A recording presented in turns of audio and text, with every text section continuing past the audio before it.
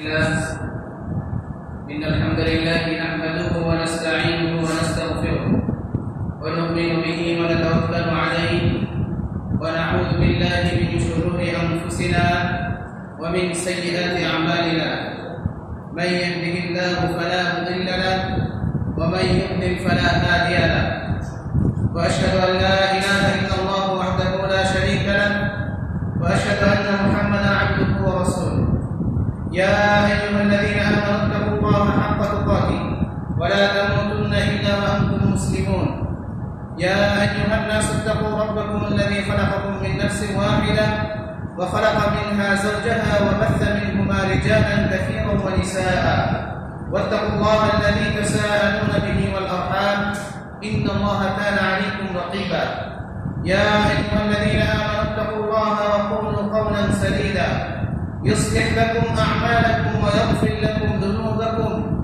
ومن يطع الله ورسوله فقد فاز فوزا عظيما أما بعد فإن خير الحديث كتاب الله وخير الهدي هدي محمد صلى الله عليه وسلم وشر الأمور محدثاتها وكل محدثة بدعة وكل بدعة ضلالة وكل ضلالة في النار فقد قال الله تعالى في كلامه المجيد أعوذ بالله من الشيطان الرجيم بسم الله الرحمن الرحيم وما آتاكم الرسول فخذوه وما نهاكم عنه فانتهوا عن أبي هريرة رضي الله عنه أن رسول الله صلى الله عليه وسلم قال كل أمتي يدخلون الجنة إلا من أبى قيل ومن أبى يا رسول الله قال من أطاعني دخل الجنة ومن عصاني فقد أبى رواه البخاري যাবতীয় তারিফ যাবতীয় গুণগান সমস্ত প্রশংসা মহান আল্লাহ রাব্বুল আলামিনের জন্য যিনি আমাদেরকে মাগরিবের সালাত জামাতের সাথে আদায় করার পর এই দ্বীনি মজলিসে ইলমের মজলিসে বসে আলোচনা করার এবং শোনার তৌফিক দান করেছেন সেই মহান রব্বুল আলামিনের দরবারে শুকরিয়া আদায় করে সকলে বলে আলহামদুলিল্লাহ অতঃপর সালাত এবং সালাম বর্ষিত হোক সর্বকালের সর্বশ্রেষ্ঠ মহামানব সাইয়্যিদুল মুরসালিন খাতামুন নবিয়্যিন মুহাম্মদুর রাসূলুল্লাহ সাল্লাল্লাহু আলাইহি ওয়াসাল্লাম জীবনের সকল ক্ষেত্রে যার অনুসরণ করা আমাদের জন্য আবশ্যক আল্লাহ রাব্বুল আলামিন যার অনুসরণ করা আমাদের জন্য আবশ্যক করে দিয়েছে সকল ইবাদতের ক্ষেত্রে এবং যাবতীয় চলাফেরা থেকে শুরু করে সকল ক্ষেত্রে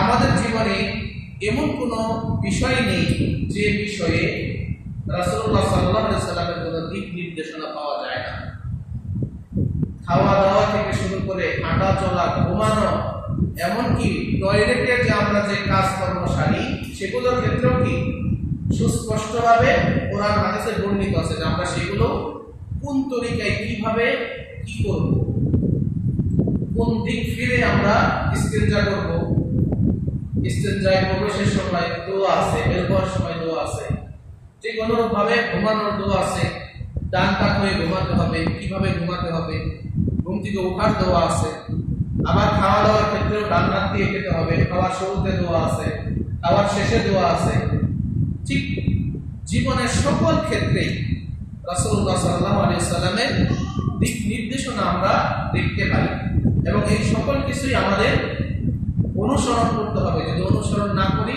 আমরাই ক্ষতিগ্রস্ত হব যাই হোক আজকে যেহেতু অনেকদিন পর আমরা আবার মসজিদে বসতে পেরেছি আল্লাহ রাব্বুল আলামিন তৌফিক দান করেছেন যেহেতু আজকের আলোচনার সংক্ষিপ্ত বিষয় থাকবে হচ্ছে সুন্নাহ পালনের গুরুত্ব ও তার কিছু আদব সুন্নাহ পালনের গুরুত্ব সুন্নাহ যদি পালন করতে চাই তাহলে আমাদেরকে আগে জানতে হবে সুন্নাহ এটা কিন্তু আমরা অনেকে জানি তবে একটু স্মরণ করে দিচ্ছি সুন্নাহ মানে হচ্ছে রাসূলুল্লাহ সাল্লাল্লাহু আলাইহি ওয়াসাল্লামের অনুসরণ অর্থাৎ যে কোনো কাজ যেভাবে রাসূলুল্লাহ সাল্লাল্লাহু আলাইহি ওয়াসাল্লাম করেছেন আমরা যদি সেভাবেই করি ওটাকেই বলে কি সুন্নাহ পদ্ধতিতে করা অর্থাৎ খাওয়ার সময় যদি আমরা বিসমিল্লাহ বলে খাওয়া শুরু করি ডান হাত দিয়ে খাই তাহলে ওটাই কি সুন্নাহ পদ্ধতিতে খাওয়া। ঘুমানোর সময় যদি আমরা ঘুমের দোয়া পড়ি, আয়াতুল কুরসি পড়ি, ডান কাত হয়ে ঘুমাই, ওটাই হচ্ছে কি সুন্নাহ পদ্ধতিতে ঘুমানো। সুন্নাত মানে হচ্ছে তরিকা। সুন্নাত মানে কি তরিকা। আমরা সুন্নাত বলতে বুঝি রাসূলুল্লাহ সাল্লাল্লাহু আলাইহি সাল্লামের তরিকা। তিনি যেভাবে যে কাজটা করেছেন সেইভাবে সেই কাজটা করা কি সুন্নতের অনুসরণ করা। এক্ষেত্রে আমরা অনেক সময় অন্য কোনো আলেম বা অন্য কোনো বুজুর্গ ব্যক্তির অনুসরণ যদি করি, যে আমার পছন্দের একজন আলেম, উনি অমুক খাবারটা খেতে বেশি পছন্দ করেন, তা আমি ওনার একটু ভক্ত, আমি কি বললাম সেই খাবারটা খেলাম এবং বললাম যে আমি অমুক শাইখের বা অমুক হুজুরের সুন্নাত পালন করলাম, মানে উনি ওনার এটা পছন্দ, আমিও এটা খেলাম, মানে ওনার অনুসরণটা করলাম। তো ঠিক সেইভাবে শুধু সুন্নাহ বলতে আমরা যেটা বুঝি শরীয়তের পরিভাষায় যে রাসূলুল্লাহ সাল্লাল্লাহু আলাইহি সাল্লামের তরিকা অনুসরণ করা কি বলে সুন্নাত বলে। আর সুন্নাতের হাদিসের যে সংজ্ঞা আছে, হাদিসও কি সুন্নাহ। কারণ হাদিসের যে সংজ্ঞা রাসূলুল্লাহ সাল্লাল্লাহু আলাইহি সাল্লামের কথা, কাজ এবং মৌন সম্মতি, এই তিনটার সমন্বয় করেই সেটাকে কি বলা হয় হাদিস বলা হয়। আর হাদিস ছাড়া আমরা কখনো সুন্নাহ পাবো না, সুন্নাহ পাওয়া আমাদের সম্ভব না। আমাদের দেশে এক প্রকার আলেম আছে যারা বলে হাদিস মানার কোনো সুযোগ নেই, মানে আহলে হাদিসদেরকে ব্যঙ্গ করে অনেক হুজুর বলে থাকে হাদিস মানার কোনো সুযোগ নেই, মানতে হবে সুন্নাহ। কিন্তু আসলে হাদিস ছাড়া কিন্তু আমরা সুন্নাতটা কি পাবো না। হাদিস ছাড়া সুন্নাত কি পাবো না। এই জন্য আমাদের কোরআন যেভাবে গুরুত্ব দিতে হবে, হাদিসকেও সেইভাবেই গুরুত্ব দিতে হবে, সুন্নাহকে সেইভাবেই গুরুত্ব দিতে হবে। কেননা কোরআন যেভাবে আল্লাহ রাব্বুল আলামিন নাযিল করেছেন ওয়াহি, হাদিসটাও আল্লাহ তাআলাই নাযিল করেছেন, এটা আমাদের জানা থাকতে হবে। আল্লাহ তাআলা বলেছেন ওয়া মা ইয়ানতিকু আনিল হাওয়া, যে রাসূলুল্লাহ সাল্লাল্লাহু আলাইহি ওয়াসাল্লাম তিনি কি তার মন করা, তার মন ইচ্ছার সাথে কিছুই বলেন না। ইন হুয়া ইল্লা ওয়াহয়ুন ইউহা, তিনি তাই বলেন যা তার উপর প্রত্যাদেশ করা হয়েছে, ওহী করা হয়েছে, তাই তিনি বলেন। এজন্য হাদিসও কি আল্লাহ তাআলার পক্ষ থেকেই ওহী। হাদিস আমরা অনেকে মনে করি যে হাদিস মনে হয় বিকৃত হয়ে গেছে, এগুলো আর আগের মতো সলিড নাই, এগুলো তার জন্য মানা যাবে না। অনেকে শুধু কোরআন মানে হাদিস মানে না, আছে না এরকম ফিরকা। তা আল্লাহ তাআলা বলছে ইন্না নাহনু নাযালনা যিকরা ওয়া ইন্না লাহু লাহাফিজুন, নিশ্চয়ই আমি এই জিকিরকে অর্থাৎ ওহী যে আল্লাহ তাআলা নাযিল করেছেন, আল্লাহ তাআলা সেই ব্যাপারে বলেছেন যে নিশ্চয়ই আমি এটা নাযিল করেছি, এর সংরক্ষণের দায়িত্ব আমার। আল্লাহ তাআলা নিজেই সংরক্ষণের দায়িত্ব নিয়েছেন। এখানে আমরা যদিও এর অর্থের মধ্যে শুধু কোরআনুল কারীমের কথা বলে থাকি, আসলে এখানে শুধু কোরআনের কথাটাই আমরা বলবো তা না, বরং আল্লাহ তাআলার পক্ষ থেকে যাই ওহী করা হয়েছে সবকিছুই, যা কিছু আল্লাহ তাআলা নাযিল করেছেন কোনো কিছুই ধ্বংস হবে না, কিয়ামত পর্যন্ত আল্লাহ তাআলা এটা সংরক্ষণ করবেন। এর জন্য আমরা আজকে সুন্নাহ পালনের কিছু গুরুত্ব সম্পর্কে আলোচনা করব। এই আলোচনা থেকে আমরা যা শিখতে পারবো আমাদের জীবনে চলার পথে সকল ক্ষেত্রে মানার চেষ্টা করবো ইনশাআল্লাহ। আল্লাহ তাআলা আমাদের সকলকে সেই তৌফিক দান করুন। আমিন। আল্লাহ রাব্বুল আলামিন সূরা হাশরের 7 নম্বর আয়াতে বলেছেন ওয়া মা আতাকুমুর রাসূলু ফাখুযুহু ওয়া মা নাহাকুম আনহু ফান্তাহু। আল্লাহ তাআলা বলেছেন যে রাসূল তোমাদেরকে যা দেন, রাসূল তোমাদের জন্য যা নিয়ে এসেছেন, ফাখুযু তা তোমরা গ্রহণ করো, ওয়া মা নাহাকুম আনহু ফান্তাহু, এবং যা থেকে তোমাদেরকে নিষেধ করেছেন সেগুলো থেকে বিরত থাকো।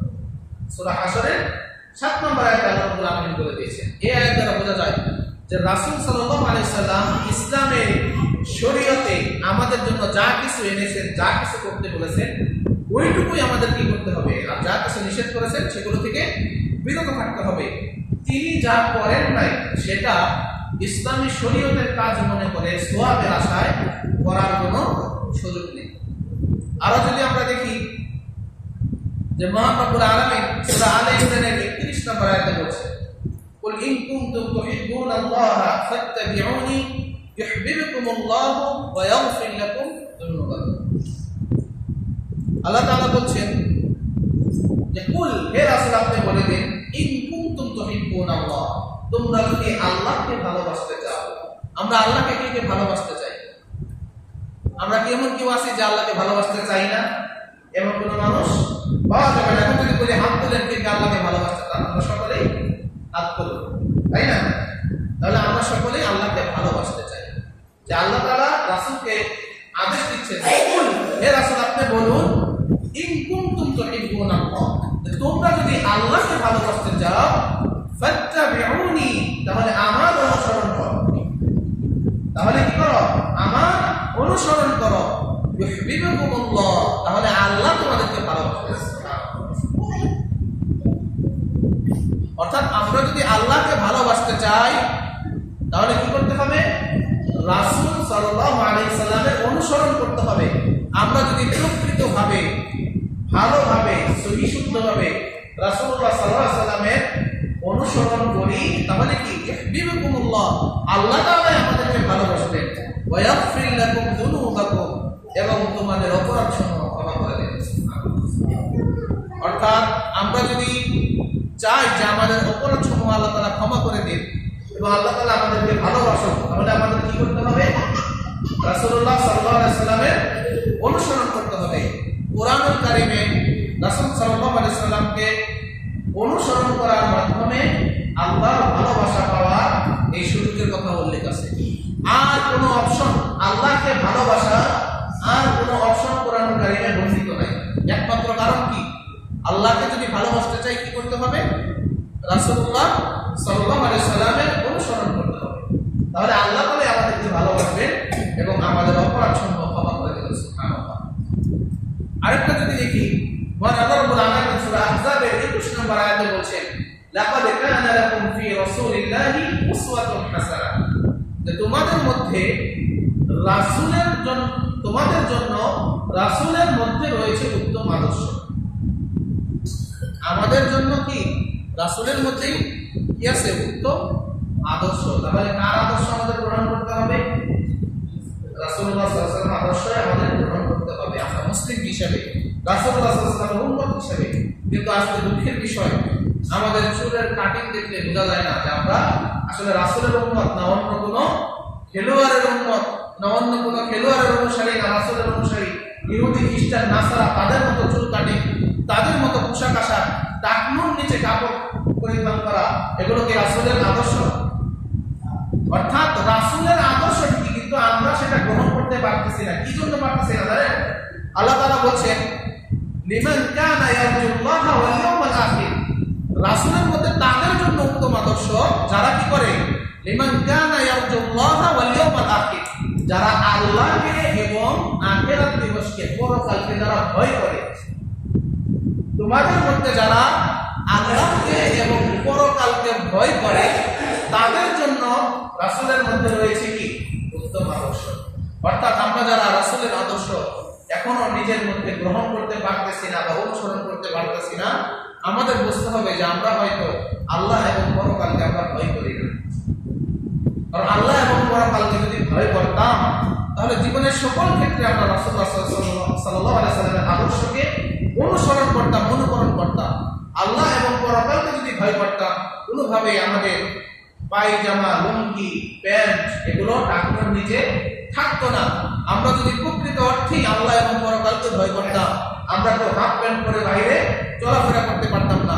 প্রকৃত অর্থেই যদি আমরা আল্লাহ এবং পরকালকে ভয় করতাম, আমাদের চুল কি রাসূল সাল্লাল্লাহু আলাইহি ওয়াসাল্লাম নির্দেশ করেছেন যে তোমাদের মাথার এক ভাগ কেটে আরেক ভাগ রেখে দিও না। অর্থাৎ বর্তমানে দেখা যায় যে আমাদের মাথার চুলের এক অংশ চুল থাকে, আরেক অংশ একদম চেঁচে ফেলা হয়, একদম পরিষ্কার করে ফেলা হয়। এটা হাদিসে স্পষ্টভাবে নিষিদ্ধ করা আছে।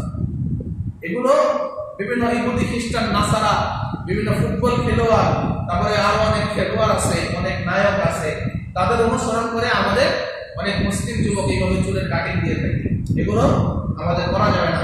আসলে যদি আমরা আল্লাহ এবং পরকালকে ভয় করি তাহলে সকল ক্ষেত্রেই রাসূলের আদর্শই আমাদেরকে গ্রহণ করতে হবে। আল্লাহ তাআলা সেটা প্রদান করুন। আমিন।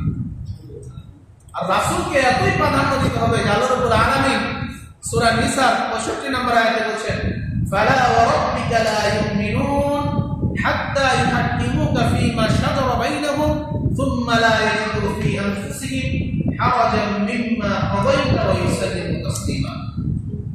আল্লাহ তাআলা বলেন, তোমার প্রতিপালকের শপথ, তারা মুমিন হতে পারবে না যতক্ষণ পর্যন্ত তাদের মধ্যে বিবাদ, ঝামেলায় তোমাকে তারা বিচারক হিসাবে গ্রহণ রাসূল সাল্লাল্লাহু আলাইহি ওয়াসাল্লাম কি বলছেন যে তারা ততক্ষণ পর্যন্ত মুমিন হতে পারবে না যতক্ষণ না তাদের মধ্যে যে বিবাদ, যে ঝগড়াঝাটি, যে অমীমাংসিত বিষয়গুলো আছে সেগুলোর ক্ষেত্রে যে পর্যন্ত তোমাকে তারা বিচারক হিসেবে গ্রহণ না করবে ততক্ষণ পর্যন্ত তারা কি করবে না, প্রকৃত মুমিন হতে পারবে না। অর্থাৎ আমাদের মধ্যে যে কোনো বিষয়ে যদি কোনো সমস্যা হয়, ফয়সালার প্রয়োজন হয়, সেখানে কার সিদ্ধান্ত গুরুত্ব দিতে হবে? সর্বপ্রথমে দেখতে হবে যে এই বিষয়ে রাসূলুল্লাহ সাল্লাল্লাহু আলাইহি ওয়াসাল্লাম কি বলেছেন, কি করতে বলেছেন। এটা যে পর্যন্ত আমরা করতে না পারবো ততক্ষণ পর্যন্ত আমরা প্রকৃত মুমিন হতে পারবো না। এই যে আমাদের কত মাসলা মাসালে কত সমস্যা, কেউ এইভাবে নামাজ পড়ে, কেউ অন্যভাবে নামাজ পড়ে, কেউ পায়ে পা কাঁধে কাঁধ মিলিয়ে দাঁড়ায়, কেউ মাঝখানে ফাঁকা ফাঁকা করে দাঁড়াচ্ছে। এই যে আমাদের মধ্যে একটা অমীমাংসিত বিষয়, এক প্রকার ফিতনা আমাদের মধ্যে।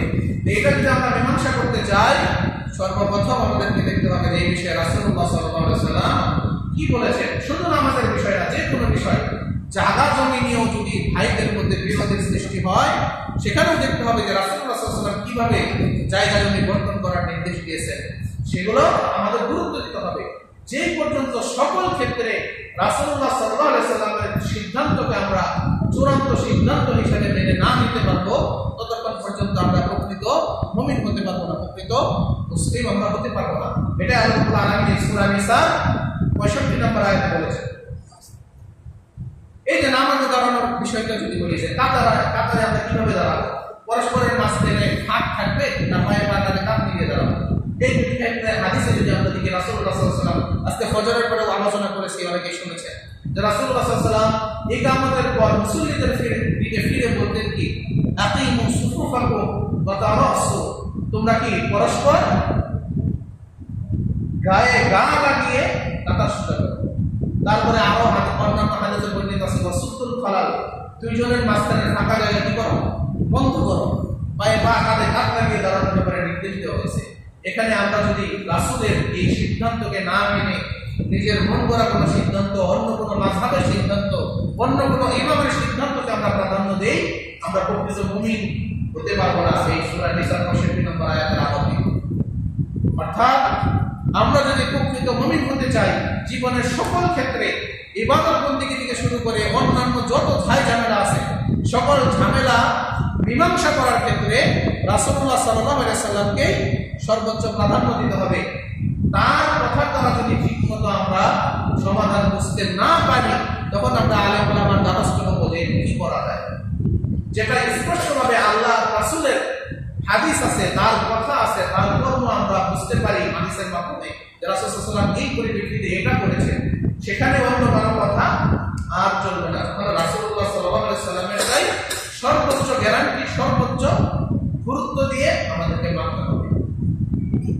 আর যদি দেখি আল্লাহ রাব্বুল আলামিন সূরা নিসা 59 নম্বর আয়াতে আবার বলেন, ফাইন তানাযাতুম ফি শাইইন ফারুদ্দুহু ইলাল্লাহি ওয়া রাসূল। সেই একটা কথা এখানে সুন্দরভাবে বলা হয়েছে যে আজ যদি তোমাদের মধ্যে কোনো বিষয়ে মতভেদ ঘটে, ফারুদ্দুহু ইলাল্লাহি ওয়া রাসূল, তাহলে সেই বিষয়কে আল্লাহ এবং রাসূলের দিকে ফিরিয়ে দাও। যে কোনো বিষয়ে যদি আমাদের মধ্যে মতভেদ ঘটে সেই বিষয়ে কি করতে হবে, আল্লাহ এবং আল্লাহর রাসূলের দিকে ফিরিয়ে দিতে হবে। এখানে আলেম ওলামারা বলছেন মা'নাহু ইলাল কিতাবি ওয়াস সুন্নাহ, আল্লাহ এবং আল্লাহর রাসূলের দিকে ফিরিয়ে দেওয়ার অর্থ হচ্ছে কুরআন এবং সুন্নাহ, হাদিস। কুরআন এবং হাদিসে কি বর্ণিত আছে সেটা গুরুত্ব দিতে হবে। অর্থাৎ কোনো ঝাই ঝামেলা, কোনো তর্ক বিতর্ক, কোনো কিছুরই দরকার নেই।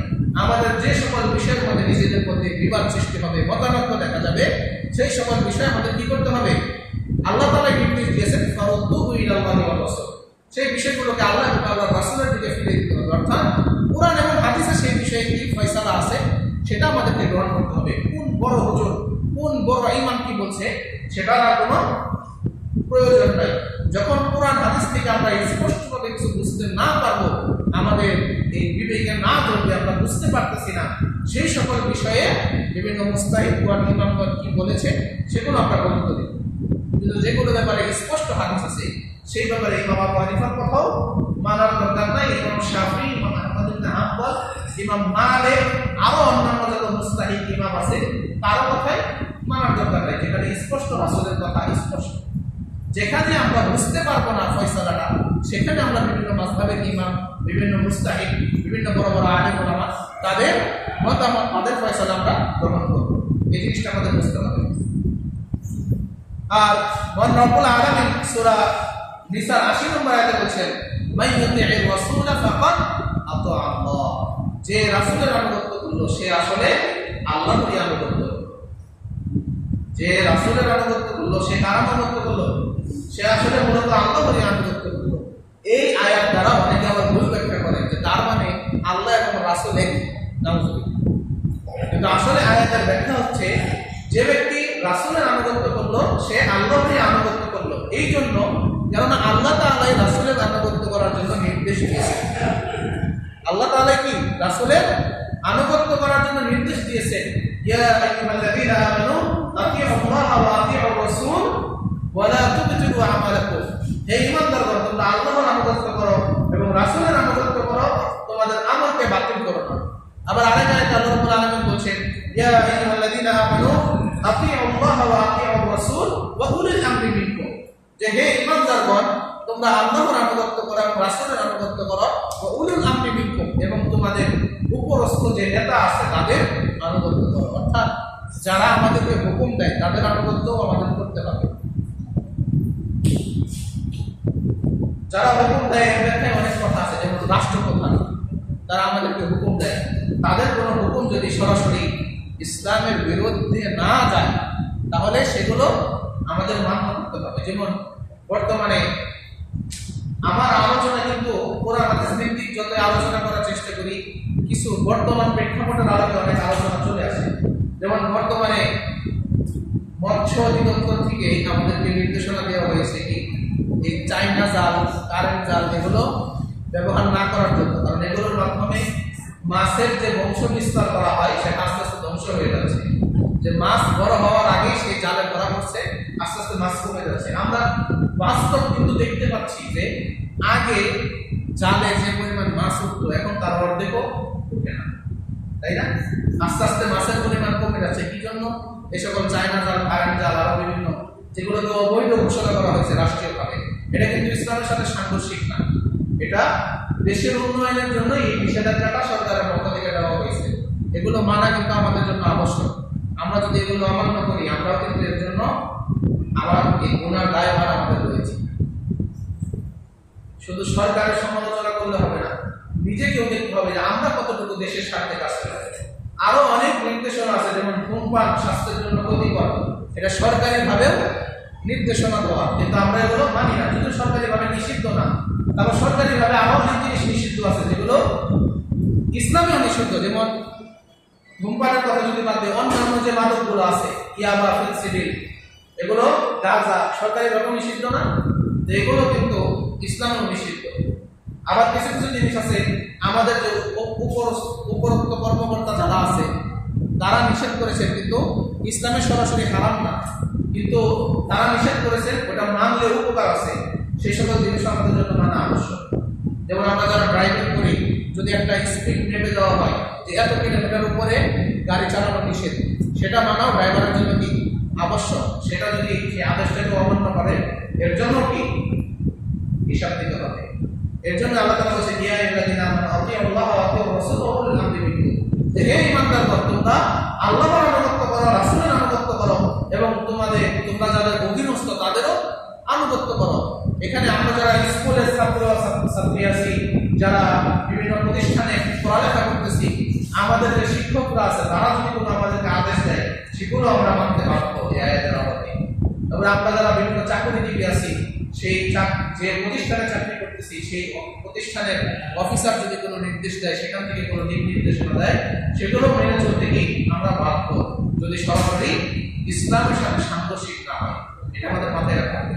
যাই হোক, সকল ক্ষেত্রে আল্লাহ এবং আল্লাহ রাসূলের আনুগত্য হচ্ছে কিনা সেটা আমাদেরকে দেখতে হবে। মহান রব্বুল আলামিন সূরা নূরের 63 নম্বর আয়াতে বলছেন, ফালইহযারিল্লাযীনা ইখালিফুনা আন আমরি আম তুসিবাহুম ফিতনাতুন আও ইউসিবাহুম আযাবুন আলীম। যারা আদেশ বিরুদ্ধাচরণ করে তারা সতর্ক হচ্ছে বিপর্যয় অথবা কঠিন শাস্তি তাদেরকে গ্রাস করবে। অর্থাৎ আল্লাহ তাআলা যে আমাদের আমাদেরকে আদেশ দিয়েছেন, আল্লাহ সাল্লাল্লাহু আলাইহি ওয়াসাল্লাম বিভিন্ন জিনিস আমাদেরকে আদেশ দিয়েছেন। এই আদেশগুলোকে আমরা যারা অমান্য করব তাদের ব্যাপারে আল্লাহ রাব্বুল আলামিন বলছেন যে বিপর্যয় অথবা কঠিন শাস্তি তাদেরকে গ্রাস করবে। আল্লাহ তাআলা আমাদেরকে পাঁচ ওয়াক্ত সালাত পড়ার জন্য নির্দেশ দিয়েছেন, তাই না? কিন্তু আমরা এই আদেশটা কিন্তু নিয়মিত অমান্য করি। অনেকে হয়তো বলবেন যে হুজুর অনেক ধরনের কথা আছে, আপনি সব কথার মধ্যে খালি নামাজের বিষয়টা টেনে আনবেন। নামাজের বিষয়টা এই জন্যই জানি যে আমরা যে মুসলিম দাবি করি, আমরা যদি ইচ্ছাকৃতভাবে একটু সালাত বাদ দিই, আমাদের এই দাবিটা মিথ্যা হয়ে যায়, আমরা মুসলিম থাকি না। একজন কাফের আর একজন মুসলিমের মধ্যে পার্থক্যই নামাজ। এর জন্য বারবারই নামাজের কথাটা বলি। অন্যান্য ইবাদত না করলে মানুষ গুনাহগার হয়, গুনার জন্য তার শাস্তি হবে। কিন্তু সালাত যদি কেউ পরিত্যাগ করে না করে, সে শুধু গুনাহগার না, একদম ইসলাম থেকে বের হয়ে যায়। এর জন্য এটা আমাদেরকে যত কষ্টই হোক গুরুত্ব দিতে হবে। আমরা অনেকেই অনেক প্রকার উসুলা করি, সুতা দেই, উজোর পেশ করি, কারণ পেশ করি, আজকে আমার প্যান্ট ঠিক নাই, বা আজকে আমার ফুল প্যান্ট সাথে নাই, আজকে আমি খুব ক্লান্ত, কত কথা বলি। কিন্তু সম্প্রতি একটা ভিডিও দেখলাম যে একটা যুবক যার এখন দাড়ি মোছ কিছুই উঠে নাই, এত অসুস্থ যে হাসপাতালের বেডের পাশেই একটা চেয়ার নিয়ে সে সালাত আদায় করতেছে, তার মুখে অক্সিজেন লাগে, ওই অবস্থায় সে সালাত আদায় করতেছে।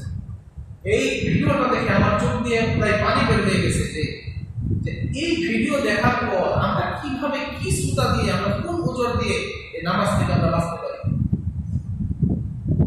আমরা যদি মসজিদের সামনেও বসে থাকি, আমরা একটা ওজন পেশ করি যে আমার কাপড় ঠিক না, অথচ বাসায় গিয়েই কিন্তু কাপড়টা চেঞ্জ করে চলে আসা যায়। কিন্তু আমাদের আসলে মূলত সালাত আদায় করার নিয়ম নাই, এটাই হচ্ছে আসল নিয়ম। নাই আমরা করি না। আর যে ছেলের কথা বললাম যে মুখে অক্সিজেন লাগানো, হাসপাতালের বেডের পাশে চেয়ার নিয়ে এসে সালাত আদায় করতেছে, তার প্রবল ইচ্ছা আছে যে না, সালাত আমার জন্য ফরজ, আল্লাহ তাআলা আমাকে নির্দেশ দিয়েছেন সালাত আদায় করার জন্য, আমাকে সালাত আদায় করতেই হবে। এর জন্যই কিন্তু সে সালাত আদায় করতেছে। সে যদি চিন্তা করে যে আমি এত অসুস্থ, এখন কিভাবে আমি নামাজ পড়ব, এই চিন্তা করলেই কিন্তু সে নামাজ থেকে আস্তে আস্তে দূরে চলে যায়। আমরা কিন্তু একটু অসুস্থ হলে অনেকে নামাজ পরিত্যাগ করে ফেলে। নামাজটা কোনোভাবেই আমাদের পরিত্যাগ করা উচিত না। যাই হোক, অনেকগুলো কোরআনের আয়াত সম্পর্কে আমরা শুনলাম, এই ব্যাপারে আমাদেরকে গুরুত্ব দিতে হবে। এখন একটা হাদিস যদি আমরা দেখি যে আবু হুরায়রা রাদিয়াল্লাহু আনহু থেকে বর্ণিত, তিনি বলেন রাসূলুল্লাহ সাল্লাল্লাহু আলাইহি ওয়াসাল্লাম বলেছেন, কুল্লু উম্মতি ইয়াদখুলুনাল জান্নাহ ইল্লা মান আবা, যে আমার উম্মতের প্রত্যেকেই, কুল্লু উম্মতি, আমার উম্মতের প্রত্যেকেই জান্নাতে প্রবেশ করবে, ইল্লা মান আবা, শুধুমাত্র অস্বীকারী ব্যতীত। কিলা ওমান আবা ইয়া রাসূলুল্লাহ, সাহাবায়ে কেরাম প্রশ্ন করলেন যে ওমান আবা ইয়া রাসূলুল্লাহ, যে এই আবা অস্বীকারী কারা? ক্বালা, তখন রাসূলুল্লাহ সাল্লাল্লাহু আলাইহি ওয়াসাল্লাম বললেন, মান আতাআনি দাখালাল জান্নাহ ওয়া মান আসানি ফাকাদ আবা, যে ব্যক্তি আমার অনুসরণ করবে সেই জান্নাতে প্রবেশ করবে, ওয়া মান আসানি ফাকাদ আবা, আর যে ব্যক্তি আমার অনুসরণ করবে না সেই কি অস্বীকার করবে, সেই জাহান্নামে। অর্থাৎ রাসূলকে অস্বীকার করা, মুখে অস্বীকার করার কোনো প্রয়োজন নাই। যদি আমরা রাসূলের কোনো স্মরণটা না করি, ওইটার মানেই হচ্ছে রাসূলকে অস্বীকার করা। এই হাদিসের মধ্যে হচ্ছে, অর্থাৎ আমরা জীবনের সকল ক্ষেত্রে যদি রাসূলের অনুসরণ না করি, তাহলে কি আমরা জান্নাতে যেতে পারবো না? রাসূলুল্লাহ সাল্লাল্লাহু আলাইহি ওয়াসাল্লাম বলেছেন যে কুল্লু উম্মতি ইয়াদখুলুনাল জান্নাহ, আমার উম্মতের প্রত্যেকেই জান্নাতে প্রবেশ করবে। এর জন্য অনেক বেনামাজি আছে, ঠিকমতো নামাজ কালাম কিছুই করে না, গান বাজনা নিয়ে চলে, তারা অনেক সময় দেখবেন আরেকজনকে জ্ঞান দিতেছে যে দয়াল নবী তার উম্মতের একজন মানুষকেও বাইরে রেখে নিজের জান্নাতে প্রবেশ করবে না। মানে নবী এতই দয়াবান যে তার উম্মতের একজনকেও বাইরে রেখে সে জান্নাতে প্রবেশ করবে না। অথচ হাদিস ঘাটলে দেখা যায় যে জান্নাতে সর্বপ্রথম প্রবেশ করবে কে? রাসূলুল্লাহ সাল্লাল্লাহু আলাইহি ওয়াসাল্লাম। আর তাদের বিশ্বাস কি যে তার উম্মতের একজনকেও বাইরে রেখে নিজে জান্নাতে প্রবেশ করবে না। জানা মিথ্যা। তবে এই গ্যারান্টি তিনি দিচ্ছেন যে কুল্লু উম্মতি ইয়াদখুলুনাল জান্নাহ, যে আমার উম্মতের প্রত্যেকেই জান্নাতে প্রবেশ করবে। ওই উম্মত কেমন উম্মত? মান আতাআনি দাখালাল জান্নাহ, যারা আমার অনুসরণ করে তারা জান্নাতে প্রবেশ করবে। যারা রাসূলের অনুসারী, তারা কি মসজিদে নামাজ পড়ে বাড়ি থেকে টিভি বসে সিনেমা দেখবে? তারা কি চা স্টলে বসে ওই যাত্রাপালার গান দেখবে যে যাত্রাপালা গানের মধ্যে রাসূলের সামনে বিভিন্ন বিয়াদবিমূলক কথা, তারপরে কোরআন হাদিসে যেগুলো বর্ণিত নাই সেই সমস্ত অনেক বানোয়াট কাহিনী বিভিন্ন নবী রাসূলের নামে তারা গান গাইয়ে শোনায়। আর আমরা মুসলিমরা কি বলি, এই সকল ইসলামের দুশমনদের গান আমরা চাই শুনে বসে বসে উপভোগ করি। তার থেকে হিন্দি গান শোনা ভালো। আমি বলতেছি না হিন্দি গান ভালো, তবে ওই বাউল গানের থেকে হিন্দি গান ভালো, হিন্দি সিনেমার গান ভালো। আমার কথা আবার ভুল বুঝে না, হুজুর বলছে বাউল গান বন্ধ করো, হিন্দি গান চালাও। আমি একটা উদাহরণ দিলাম যে বাউল গান এতটা নিকৃষ্ট যে বাউল গান শুনলে একজন মানুষ যতটা ক্ষতিগ্রস্ত হবে, যত গুণাগার হবে, একজন মানুষ হিন্দি গান হলে তার থেকে কম গুণাগার হবে।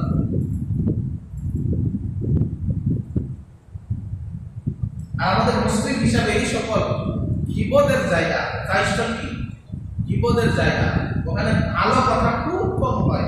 সেখানে হবে কি রাজনৈতিক বিভিন্ন আলাপ নিয়ে বিভিন্ন ধরনের গীবত, সামাজিক বিভিন্ন আলাপ নিয়ে গীবত। আর অনেক সমাজে অনেক সাইজ লোক চলে ওই সমাজের ইমাম সাহেবের দুর্নাম দিয়ে। এর জন্য আমাদের মুসলিম হিসাবে সেগুলো পরিত্যাগ করতে হবে। এর জন্য রাসূল সাল্লাল্লাহু আলাইহি ওয়াসাল্লাম বলেছেন যে কুল্লু উম্মতি ইয়াদখুলুনা জান্নাহ, আমার উম্মতের প্রত্যেকেই জান্নাতে প্রবেশ করবে। সেই প্রত্যেকের মধ্যে যদি আমিও থাকতে চাই, আমাকে কি করতে হবে? রাসূলের অনুসরণ করতে হবে। আর যদি রাসূলের অনুসরণ না করি, রাসূলের আদর্শ আমার মধ্যে না থাকে, এরকম আমার নাসওয়ানি ফাকাত তাবা, তাই কি এর মানে হচ্ছে আমি রাসূলকে অস্বীকার করলাম। এটা আমাদের মাথায় রাখতে হবে। আর রাসূলের সকল কাজে রাসূলের অনুসরণ করা সুন্নাহ না, কিন্তু সুন্নাহ মানে হচ্ছে রাসূলের তরিকা, কিন্তু এই সুন্নতের অনুসরণ করা কিন্তু আবশ্যক, ওয়াজিব, ফরজ। আমরা যদি একটা বিষয় দেখি, খাওয়ার ক্ষেত্রে আমরা রাসূলের অনুসরণ কিভাবে করব? আর রাসূলের অনুসরণ না করলে রাসূলুল্লাহ সাল্লাল্লাহু আলাইহি ওয়াসাল্লাম কতটা রাগান্বিত হতেন এই হাদিসে আমরা দেখতে পাবো। যে আবু মুসলিম মতান্তরে আবু সালামা ইবনে আমর ইবনে আকওয়া রাদিয়াল্লাহু আনহু বর্ণনা করেন, আন্না রাজুলান আকালা ইনদা রাসূলুল্লাহ সাল্লাল্লাহু আলাইহি ওয়াসাল্লাম বিশিমালি, যে এক ব্যক্তি রাসূলুল্লাহ সাল্লাল্লাহু আলাইহি ওয়াসাল্লামের নিকট বাম হাতে খাবার খেলেন। এক ব্যক্তি কি করলো? রাসূলের সামনে, রাসূলের সাথে রাসূল সাল্লাল্লাহু আলাইহি ওয়াসাল্লামের নিকট বাম হাতে খাবার খেল। খাবার খাওয়ার সুন্নাত কি, পদ্ধতি কি? ডান হাতে খাওয়া। তো ওই ব্যক্তিটা কি করলো? বাম হাতে খাবার খেল। তখন ফাকালা, অথবা রাসূলুল্লাহ সাল্লাল্লাহু আলাইহি ওয়াসাল্লাম বললেন যে কুল বিয়ামিনি, তুমি ডান হাতে খাও, তুমি তোমার ডান হাতে খাবার খাও। কলা, ওই লোকটি বলল লা আস্তাতিউ, যে আমি পারবো না। কি বললো? আমি পারবো না। কলা, অথবা রাসূলুল্লাহ সাল্লাল্লাহু আলাইহি ওয়াসাল্লাম বললেন লাস্তাতা, যে তুমি যেন আসলেই না পারো। রাসূল সাল্লাল্লাহু আলাইহি ওয়াসাল্লাম রাগান্বিত হয়ে গেলেন। তিনি বললেন কি, যে তুমি ডান হাতে খাও। সে বলল কি লা আস্তাতিউ, আমি পারবো না। তখন রাসূল সাল্লাল্লাহু আলাইহি ওয়াসাল্লাম বললেন লাস্তাতা, তুমি যেন আসলেও না পারো। মা মানাহু ইল্লা আল-কিবরু ফামা রাফাআহা ইলা ফি, অতঃপর সে তার ডান হাত কোনদিন মুখ পর্যন্ত উঠাতে পারে। চিন্তা করেছেন? আমরা মনে করি একটা সুন্নাত বাদ গেলে কি সমস্যা? এই যে আমরা যারা নামাজ পড়ি নিজের মাযহাব বাঁচানোর জন্য, যারা সহিহ হাদিস মোতাবেক কথা বলে, তারা অনেক সময় বলে যে ঠিক আছে নামাজ ওইভাবে পড়তে হবে, এটা সুন্নাত, না করলে সমস্যা নেই। আছে না এরকম? একটা সুন্নাত কেউ না মানলে সেটা তার ব্যক্তিগত ব্যাপার, কিন্তু একটা সুন্নাতকে তুচ্ছ হিসাবে দেখা, গুরুত্ব না দেওয়া, এটা কোনো ইমানদারের কাজ না। এক ব্যক্তি রাসূলুল্লাহ সাল্লাল্লাহু আলাইহি ওয়াসাল্লামের সামনে কি করলো? বাম হাতে খাবার খেলো। রাসূল সাল্লাল্লাহু আলাইহি ওয়াসাল্লাম বললেন তুমি ডান হাতে খাও। সে বলল যে আমি পারবো না। তখন সে অহংকার করে বলছিল যে পারবো না, বাম হাতে খাবো, কি সমস্যা? তো রাসূল সাল্লাল্লাহু আলাইহি ওয়াসাল্লাম কি বললেন? লাস্তাতা, তুমি যেন আসলেও না পারো। অতঃপর কি হলো? সে পরবর্তীতে আর কোনোদিন তার ডান হাতটা মুখ পর্যন্ত উঠাতে পারে না। আজকে তো রাসূল সাল্লাল্লাহু আলাইহি ওয়াসাল্লাম জীবিত নাই। আমরা মৃত্যুর পর যখন রাসূলের শাফায়াতের জন্য তার কাছে যাব, হাউজে কাউসারের পানি পান করার জন্য তার কাছে যাব, আর তখন যদি ফেরেশতারা বলে দেয় যে ইয়া রাসূলুল্লাহ, আপনি আপনার উম্মতকে আপনি ভালোবেসে হাউজে কাউসারের পানি পান করাবেন, আপনার মৃত্যুর পরে এটা আপনার অনুসরণ করে না, এটা অমুকের অনুসরণ করছে, তখন তিনি কতটা রাগান্বিত হবে? একটা হাদিসে আমরা শুনে নাই যে রাসূলুল্লাহ সাল্লাল্লাহু আলাইহি ওয়াসাল্লাম যখন হাউজে কাউসারের পানি তার উম্মতদেরকে পান করাতে থাকবেন, তখন একদল লোক আসবে, রাসূলুল্লাহ সাল্লাল্লাহু আলাইহি ওয়াসাল্লাম তাদেরকে দেখে চিনতেও পারবেন যে এরা তার উম্মত, কেননা তারা সালাত আদায় করতো দুনিয়ার জমিনে, তারা যে দুনিয়াতে ওযু করছে, ওযু করার কারণে যে সকল অঙ্গ প্রত্যঙ্গ ওযুতে ধূর্ত করত সেগুলো উজ্জ্বল হয়ে জ্বলতে থাকবে। রাসূল সাল্লাল্লাহু আলাইহি ওয়াসাল্লাম বুঝতে পারবে যে এরা আমার উম্মত, এরা ওযু করছে, এদের দেখেই বুঝতে পারছে এরা সালাত আদায় করছে। তখন তাদেরকে ডাকবে হাউজে কাউসারের পানি পান করার জন্য। তখন ফেরেশতারা তাদেরকে আসতে বাধা দেবে। তখন রাসূলুল্লাহ সাল্লাল্লাহু আলাইহি ওয়াসাল্লাম ফেরেশতাদেরকে বলবে, তোমরা তাদেরকে আসতে দিচ্ছ না কেন? তারা তো আমারই উম্মত, তাদের মধ্যে ওযুর নিদর্শন দেখা যাচ্ছে, তাদেরকে আসতে দাও। তখন ফেরেশতারা বলবে যে তারা আপনার উম্মত ঠিক আছে, তারা সালাত আদায় করছে তাও ঠিক আছে, কিন্তু আপনি যে তরিকায় আপনি যেরকম করছেন তারা আপনার অনুসরণ করে নাই, আপনাকে বাদ দিয়ে অন্য কারো অনুসরণে করেছে। তখন রাসূল সাল্লাল্লাহু আলাইহি ওয়াসাল্লাম রাগান্বিত হয়ে যাবে এবং বলবে যে তাড়াতাড়ি তাদেরকে আমার চোখের সামনে থেকে দূর করে দাও। তারা হচ্ছে কত হতভাগা যারা রাসূলের অনুসরণ করে না। আর সকল বিষয়ে আমাদের মধ্যে দেখা যায় যে আমরা অনেক বিষয়ে বৈজ্ঞানিক ব্যাখ্যা বুঝি। সকল ক্ষেত্রে ইসলামের অনেক বিধান, যেমন আমরা যদি সালাত আদায় করি, সালাতের মতো আর কোনো ব্যায়াম এখন পর্যন্ত আবিষ্কার হয়নি। এটা কিন্তু এক প্রকার ব্যায়াম, বৈজ্ঞানিকভাবে প্রমাণিত, মেডিকেলি প্রমাণিত। আমরা যে রমজান মাসে সাওম পালন করি, এই সিয়ামেরও কিন্তু অনেক উপকার বর্ণিত আছে, কিন্তু আসলে সেই সকল উপকার আছে কিন্তু আমরা এগুলো করি। আমরা করি কি জন্য? আল্লাহ এবং আল্লাহ রাসূলের নির্দেশ আছে এই জন্য আমরা করি। আমরা যদি রমজান মাসে সাওম পালন করি, এই সিয়ামের যদি বৈজ্ঞানিকভাবে একটা উপকার না থাকে আমাদের কিছু যায় আসে? কারণ আমরা তো উপকারের আশাই করি না, উপকার দিলে আল্লাহ তাআলা সেটা বোনাস হিসেবে দিবেন। আমরা করি আল্লাহ তাআলা নির্দেশ দিয়েছেন এই জন্য করি। এই জন্য আল্লাহ এবং আল্লাহ রাসূলের অনুসরণের ক্ষেত্রে অন্য কোনো ব্যাখ্যা খোঁজা যাবে না। ব্যাখ্যা একটাই যে আল্লাহ তাআলা করতে বলেছেন, আর ব্যাখ্যা একটাই রাসূল সাল্লাল্লাহু আলাইহি ওয়াসাল্লাম এইভাবে করেছেন তাই আমি এইভাবে করছি, আমি আর কিছু জানি না, জানার দরকার নাই। একদিন এক সাহাবা রাস্তা দিয়ে যাচ্ছে, যাওয়ার সময় শুধু শুধু ভালো রাস্তায় একটু লাফ দিলেন। তো আরেক সাহাবা জিজ্ঞেস করলেন যে তুমি এখানে লাফ দিলে কেন? তখন বললেন আমি এক সময় রাসূলুল্লাহ সাল্লাল্লাহু আলাইহি ওয়াসাল্লামের সাথে একই সাথে এই রাস্তা দিয়ে হেঁটে যাচ্ছিলাম, তখন এখানে একটা গাছ ফেলানো ছিল, তখন এই গাছটা ডেকানোর জন্য রাসূল সাল্লাল্লাহু আলাইহি ওয়াসাল্লাম লাফ দিয়েছিলেন, আমিও তার সাথে লাফ দিয়েছিলাম, এই জন্য আমি এখনো লাফ দিলাম। তখন বললেন এখন তো গাছ নাই, তাও তুমি লাফ দিলে কেন? তো এত কিছু আমি জানি না, রাসূল সাল্লাল্লাহু আলাইহি ওয়াসাল্লাম এখানে লাফ দিয়েছিলেন তাই আমি লাফ দিলাম। কারণ রাসূলকে কতটা ভালোবাসতেন। আর আজকে আমরা প্রত্যেক জিনিসে ব্যাখ্যা করি, রাসূল তখন বয়স্ক ছিলেন দিকে এরকম করছেন, রাসূল তখন এমন ছিলেন দিকে এরকম করছেন, এখন এটা দরকার না, এরকম পণ্ডিতি আমরা করি না।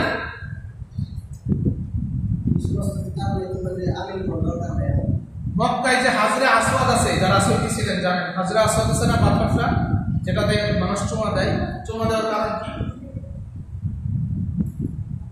রাসূল সাল্লাল্লাহু আলাইহি ওয়াসাল্লাম চুমা দিতেন তাই আমরা চুমা দিই। আমরা কিন্তু মনে করি না ওই পাথরের কোনো শক্তি আছে। পাথরের কোনো শক্তি আছে?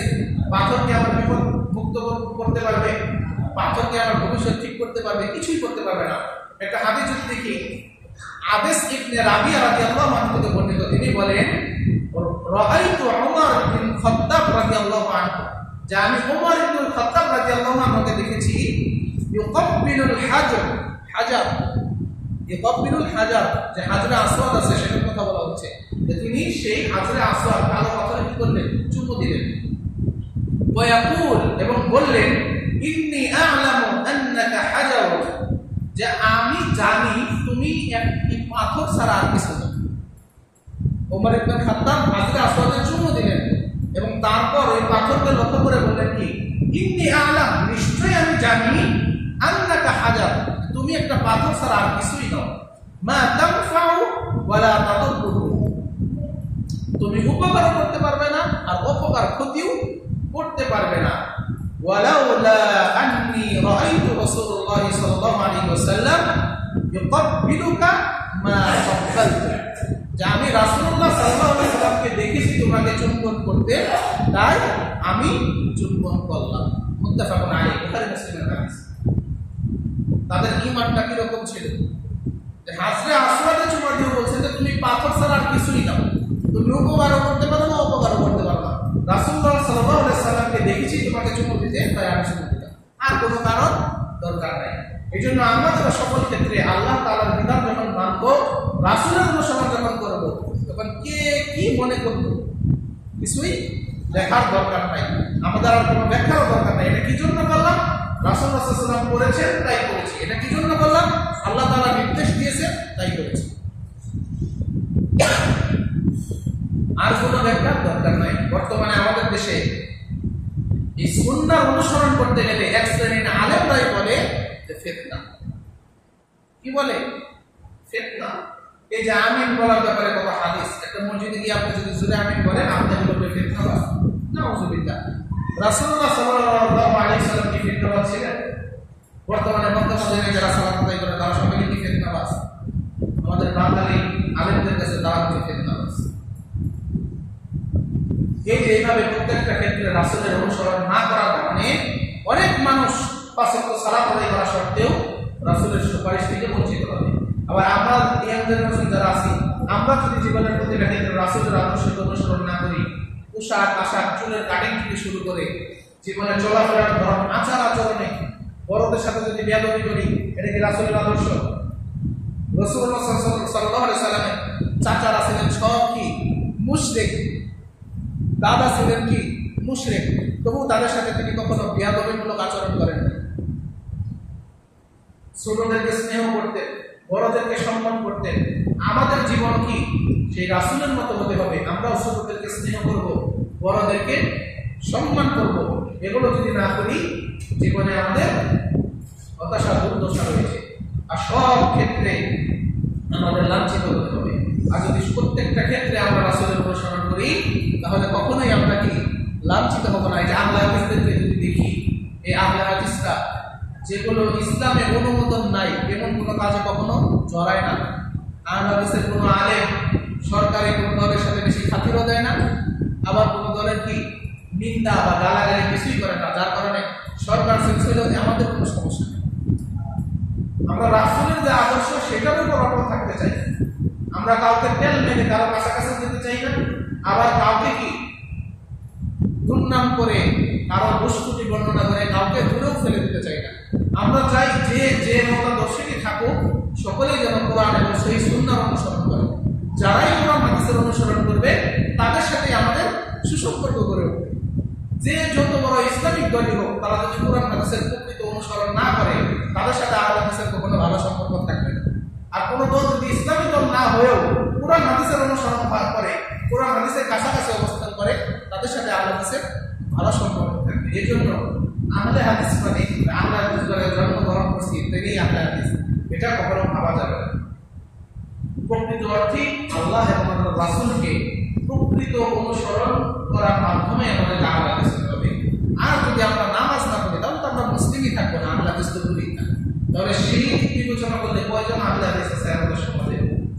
আমরা যারা এখানে উপস্থিত আছি, আমি অনুরোধ করব যে মৃত্যুর কথা বেশি বেশি স্মরণ করে হলেও আমরা যেন কেউ এক ওয়াক্ত সালাতও বাদ না দিই। করজোরে অনুরোধ করতেছি। আসলে এই সালাতটা এমন একটা জিনিস যে এক ওয়াক্ত সালাত কাজা করার পর আমরা যদি তাওবা না করে ওই অবস্থায় আমরা না করতে আমাদের মৃত্যু হয়ে যায়, তাহলে আমাদের মৃত্যুটা আমাদের কাফের অবস্থায়। কি অবস্থায়? আরেকজন কাফের আমল নামায় সওয়াব আছে না গুনাহ আছে, এটা পুরো দেখার বিষয় না। মরার পরে কোথায়? জাহান্নাম, ফি নারি জাহান্নাম।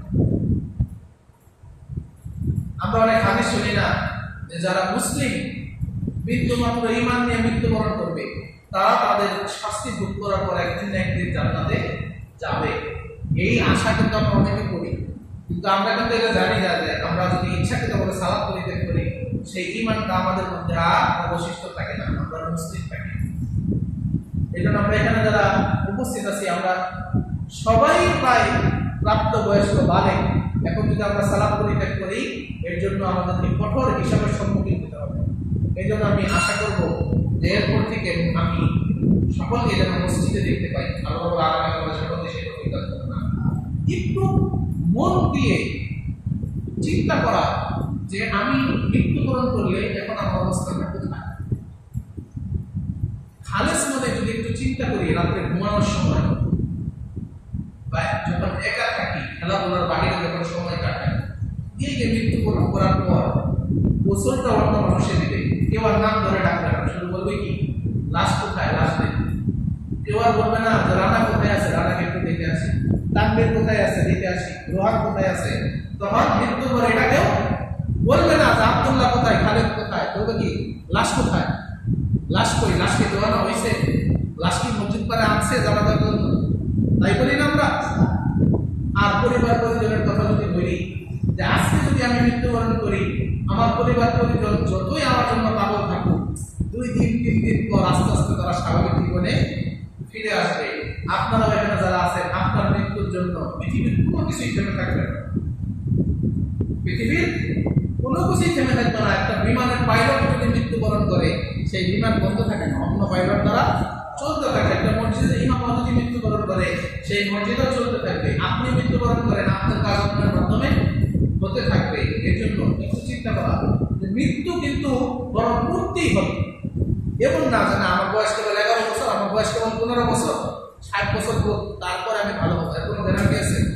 কয়েকদিন আগে যে মারা গেল, তার বড় ভাই সামনে বসা, আরেক বড় ভাই দেখতে আগে চলে গেল। অনেকেরই ছোট, কিন্তু জন্ম নিচে পরে কিন্তু মৃত্যুটা আগে হয়ে গেছে। আমরা যারা ছোট আছি, যুবক আছি, ইয়াং জেনারেশন, আমাদের একটু মৃত্যুর কথা স্মরণ করতে হবে যে যদি মৃত্যুবরণ করি, যে যদি করতে মৃত্যুবরণ তো করবোই, মানে এখন যদি মৃত্যুটা হয়ে যায়, আমাকে কাপড়ের কাপড় দিয়ে ওই যে কবরে রেখে আসবে, সবাই তো চলে আসবে, তারপরে তো আমার জীবনটা, নতুন জীবনটা আমাকে পার করতে হবে। সেই জীবনটা আমি কিভাবে পার করবো, এই চিন্তাটা করে হলেও দুনিয়াবি লোভ লালসা, দুনিয়াবি আনন্দ উপভোগ করা একটু কমিয়ে দিয়ে আমাদের কি করতে হবে, একটু আখিরাত মুখী হতে হবে। কারণ আল্লাহ তাআলা কোরআনে কারিমে বলে দিয়েছেন, তোমার হায়াতুদ দুনিয়া ইল্লা মাতাউল গুরুর, দুনিয়ার এই পার্থিব জীবন ধোঁকার সামগ্রী ছাড়া কিছুই নয়। এই জন্য এই ধোঁকার সামগ্রীর পিছনে না দৌড়িয়ে আমাদেরকে আমাদের আসল জীবনের জন্য দৌড়াতে হবে। আমরা এখান থেকে যা সঞ্চয় করবো, যত ভালো আমল করবো, সেগুলোই আমরা মৃত্যুর পর ভোগ করতে পারবো। আর এখন আমরা যত নাফরমানি করবো, সেগুলো কি মৃত্যুর পর আমাদেরকে কঠিনভাবে আযাবের মাধ্যমে সেগুলো আমাদেরকে ভোগ করতে হবে। এই জন্য এই মৃত্যুর কথা স্মরণ করে বলে আমরা অন্তত পক্ষে আর কোনো কাজ দিচ্ছি না। ইয়াং জেনারেশন যে যা করতেছেন করেন, ওগুলো আস্তে আস্তে বাদ দেওয়া যাবে। অন্তত পক্ষে এখন থেকে যেন 5 ওয়াক্ত নামাজ, 1 ওয়াক্ত যেন বাদ না যায়, এটা একটু নিয়ত করে, এখান থেকে নিয়ত করে ওঠেন এবং এখনই তাওবা করেন যে আস্তাগফিরুল্লাহ আল্লাযী লা ইলাহা ইল্লা হুয়াল হাইয়্যুল কাইয়্যুম ওয়া আতুবু ইলাইহি। আল্লাহ রাব্বুল আলামিনের কাছে খালেস নিয়তে বলেন যে ইয়া রাব্বুল আলামিন, এই পর্যন্ত যত ওয়াক্ত সালাত আমার বাদ করেছে, মিস করেছি, ইয়া রাব্বুল আলামিন তোমরা বলে দেন ভবিষ্যতে আমি আর মৃত্যু পর্যন্ত 1 ওয়াক্ত সালাত আমি বাদ দিব না। এই নিয়ত করে ইনশাআল্লাহ আশা করি আপনারা আজকে মসজিদ থেকে বের করবেন। এই আশা রেখে আজকে আলোচনা শেষ করছি। আলোচনায় যদি কোনো ভুল ত্রুটি হয়ে থাকে আল্লাহ তাআলা আমাদের ক্ষমা করেন। আর আলোচনা থেকে যা শিখতে পারলাম, বুঝতে পারলাম, আল্লাহ তাআলা আমাদের সকলকে আমল করার তৌফিক দান করেন। জীবনের সকল ক্ষেত্রেই যেন আমরা রাসূলুল্লাহ সাল্লাল্লাহু আলাইহি ওয়াসাল্লামকে অনুসরণ করতে পারি। আল্লাহ তাআলা আমাদের সকলকে সেই তৌফিক দান করুন। আমিন। আকুলু কওলি হাযা আস্তাগফিরুল্লাহ লি ওয়া লাকুম ওয়া লিসাইরিল মুসলিমিন ফাস্তাগফিরুহু ইন্নাহু হুয়াল গফুরুর রাহিম।